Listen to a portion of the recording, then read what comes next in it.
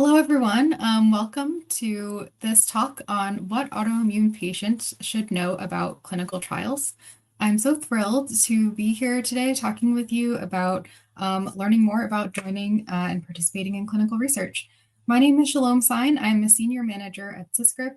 We are the Center for Information and Study on Clinical Research Participation, a nonprofit dedicated to educating patients and the public about clinical research.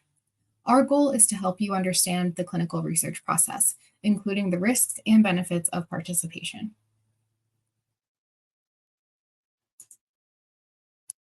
Have you ever taken an allergy medication or a pain reliever? If so, you can thank clinical trial participants. People everywhere are living longer and healthier lives because of the individuals who take part in clinical trials. These trials help find ways to prevent and treat certain medical conditions. So we like to call these clinical trial participants medical heroes. So, what is clinical research?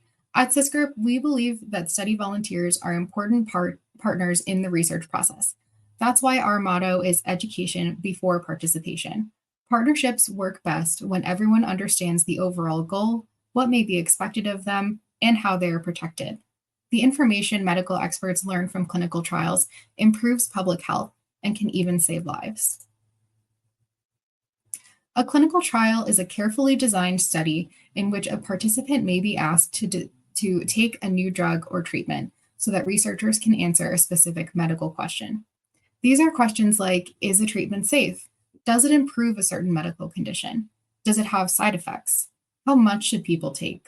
Or is it any better than medicines that are already available? Researchers can only answer these questions with the help of clinical trial participants. It's important to understand that being in a clinical trial is not the same as going to your doctor for care. When you go to your doctor, they'll give you a treatment that has already been tested and FDA approved. This is called routine care or standard care. A clinical trial, on the other hand, is looking for answers to a scientific question and still learning how a treatment works. We can't fully understand a condition or a treatment by studying just one group of people. Importantly, gender, age, and ethnicity affect the way people respond to diseases and treatments. For example, Alzheimer's disease happens twice as often in women than men.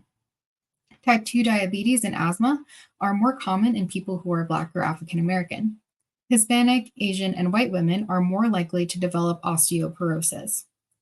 For many years, most clinical trials only included white men. This meant that the information collected in those trials did not tell us how treatments affected other groups. Clinical trials of the past have a history of unethical practices as well. You may remember past abuses like the Tuskegee syphilis study, in which treatment was withheld from Black men for many years, or the story of Henrietta Lacks, where researchers used her DNA without her consent to create what is known as HeLa cells, one of the most used cell lines in scientific research. Today, federal guidelines and ethical practices are in place to monitor the safety and protect the rights of trial participants. Health professionals are aware of the need to have diverse populations in clinical research, and as a community, we're taking steps to break down participation barriers, improve diversity, and pave the way to a healthier future for everyone. Several studies have shown that underrepresented and minority populations are often willing to participate in clinical trials. Individuals within these communities have said that the lack of access to trials is the main reason that they don't participate. So this includes not being asked to participate, trials being too far away, participation requirements that are too hard to follow. But at CISCRP, we believe that if we work together, we can solve these problems and make clinical trials far more accessible, equitable, and inclusive for everyone. So let's talk a bit about how clinical trials move forward. Clinical trials begin with a small number of participants to learn more about how safe a new treatment is. Next, clinical trials recruit larger numbers of participants to test how well the treatment works and help researchers learn more about its safety. This part can take several years. Researchers continue to study treatments after they have been approved. These trials usually involve large numbers of participants to see if the treatment works over a long time. Trials can be sponsored by the government, academic medical centers, pharmaceutical companies. They can be sponsored by biotechnology companies or medical device companies as well. Research requires many different people who are all critical to the process, like a sports team. So clinical trials have coaches, players, so to speak, and referees. Each person has a key role to play.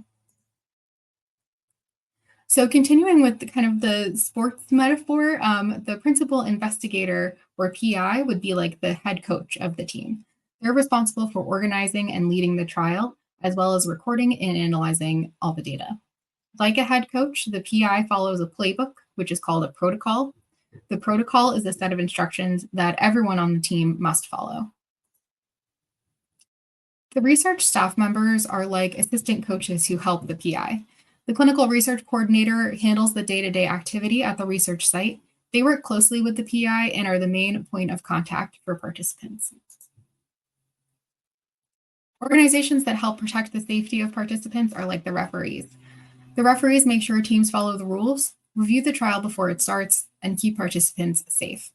The number of type of referees involved in a trial depends on the research being conducted.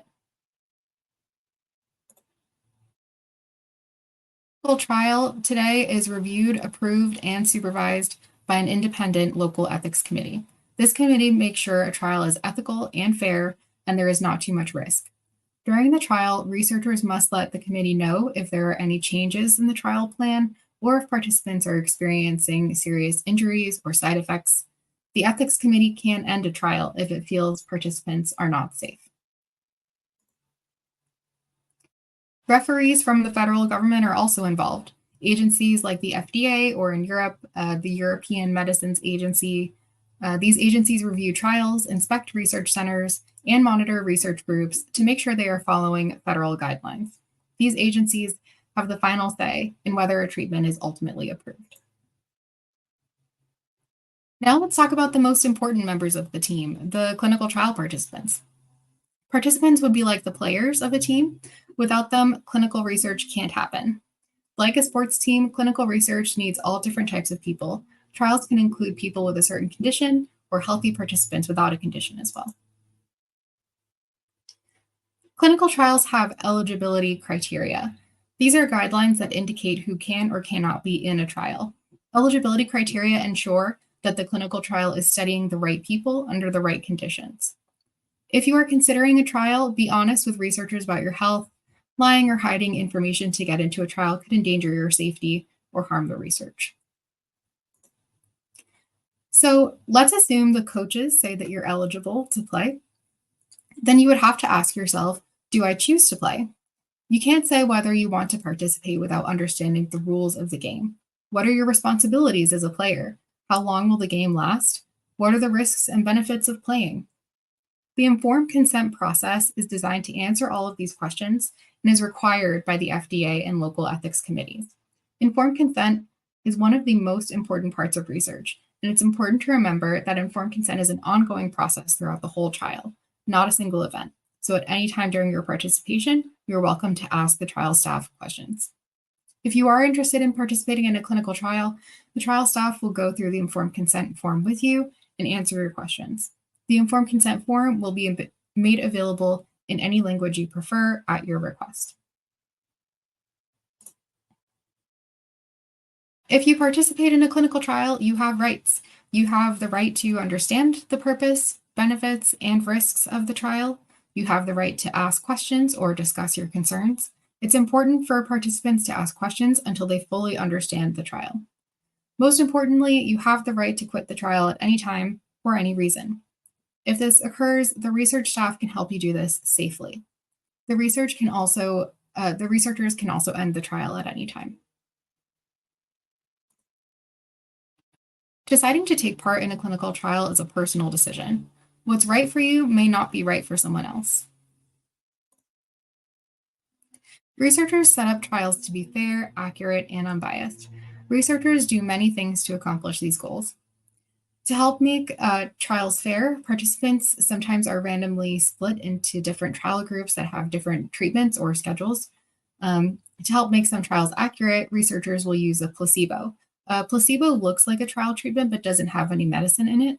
What's interesting is that even though placebo has no medicine in it, there are times when participants taking a placebo have their health improve or they feel better during a trial. This is called the placebo effect. Placebo use in a trial helps researchers know if the effects that they see in the participants who take the trial treatment are actually caused by the treatment. To help avoid bias, sometimes also participants and the doctors won't know which treatment they're receiving. This is called blinding. Just a few examples of some reasons that you might consider joining a clinical trial. Maybe getting access to new treatments that are not publicly available, advancing science, helping others who have the same condition as you, and receiving healthcare and monitoring. Additionally, some but not all clinical trials will pay for travel costs and potentially time and commitment. These amounts vary widely. So, again, we encourage you to ask questions and understand all of these commitments before participating. Of course, all research involves risks, and so it's important to understand those as well before deciding to participate. There can be physical risks. A sick participant may not get better, they may feel uncomfortable, or their symptoms may get worse. There's an emotional risk. Trials can be demanding and participation may be stressful. Financially, there may be out of pocket expenses, such as childcare or missed work, along with the time it takes to complete the trial. Participating takes time and effort. You can work with the trial staff to try and accommodate your schedule if needed. Additionally, when you agree to participate in research, you are giving permission for researchers to collect information about you. Again, our motto is education before participation. Unfortunately, many participants drop out of studies because they don't fully understand what they were signing up for with a clinical trial. So here are some tips if you decide to, if you're deciding to enroll in a trial. Read all the information provided by the trial staff. You can also go online to learn more about the potential treatment being studied. Take your time. There's nothing wrong with asking a researcher or somebody on the staff to slow down and explain something. Ask questions, bring up any concerns with the trial staff, your doctor, your friends and family. Consider bringing a friend or a family member to a meeting or a doctor's appointment. They can help ask questions or be your support system throughout the trial as well. In the end, you make the final decision if you will participate.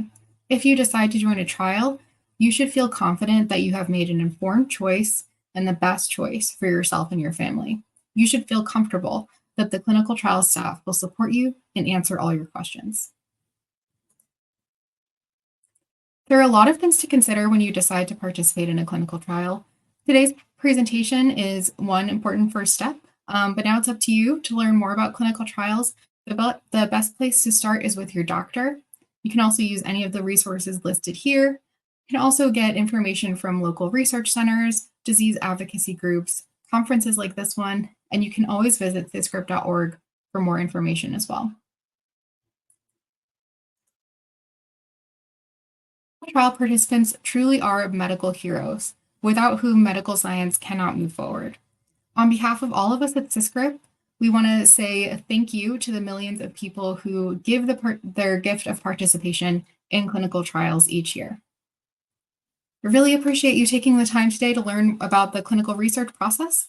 And I strongly encourage you to share what you've learned with your friends and family and people throughout your community. Feel free to visit ciscrp.org for more information as well. Thank you very much.